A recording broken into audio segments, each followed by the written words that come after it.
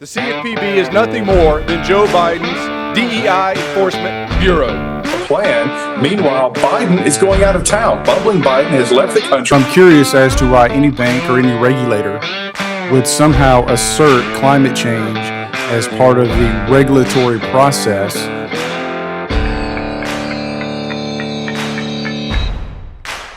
Hey everybody, welcome to episode number 2 of What's Up in Washington. It's a busy week, it's a busy time in Congress, and so I guess what I'll do is we're going to cover a few topics. One is what have I been up to.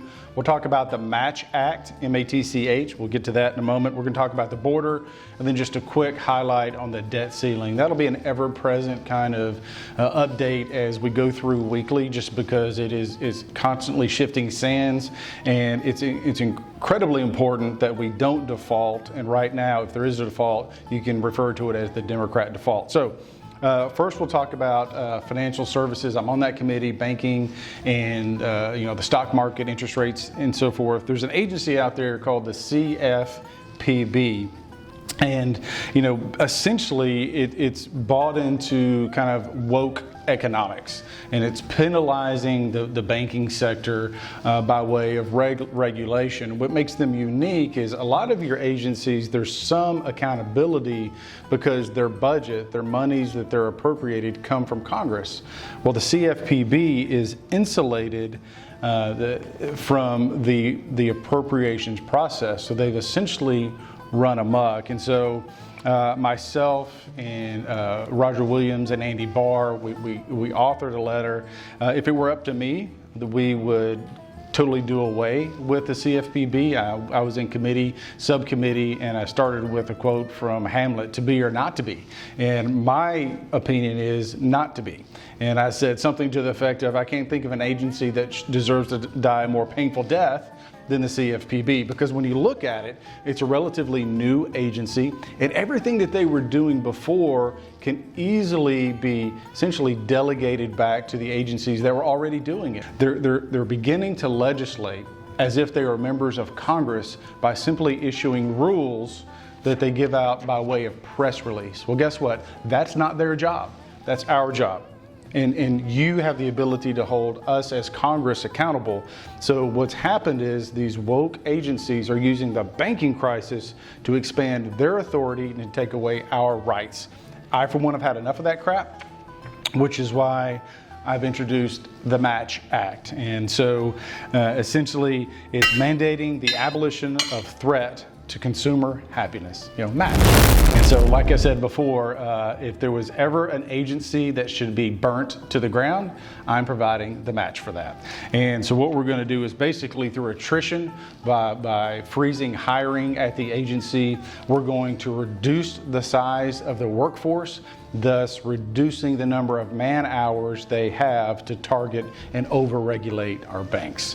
And so when banks have more regulation than necessary, that increases their cost. It's called compliance cost. And so the more people they're hiring to have to conform to all these woke agencies, that costs you and I money. Your mortgage costs more, your checking account costs more, et cetera, et cetera. So part of our job is, we want guardrails in the banking sector, in the stock market, but what we don't want is the government manipulating it. And right now, these agencies have gone woke. They're overstepping their authority, and we're pulling back and reining in that authority that, quite frankly, Congress never should have given up. Today we were in committee. We had the Federal Reserve and the FDIC, and that was particularly focused on the banking crisis. So you have the 3 big banks that failed, Republic Bank, SBA, and Signature Bank.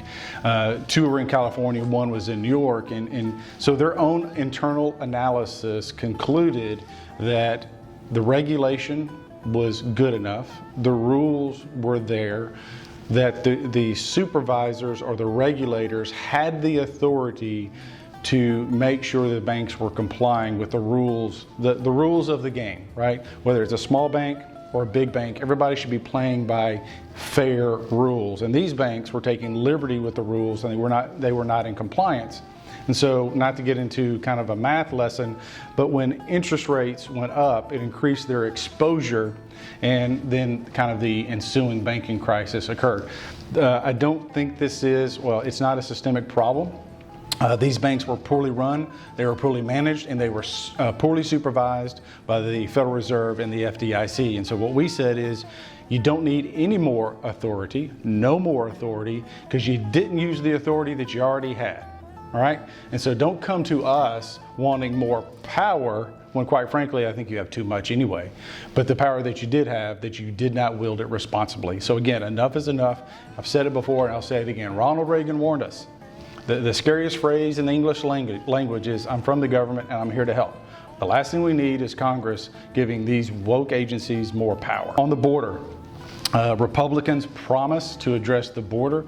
We've hit it head on. And I mentioned this last time, but under Obama, 30,000 crossings a month, 1,000 a day is considered a crisis. We just hit 300,000 in 1 month. That's a tenfold increase.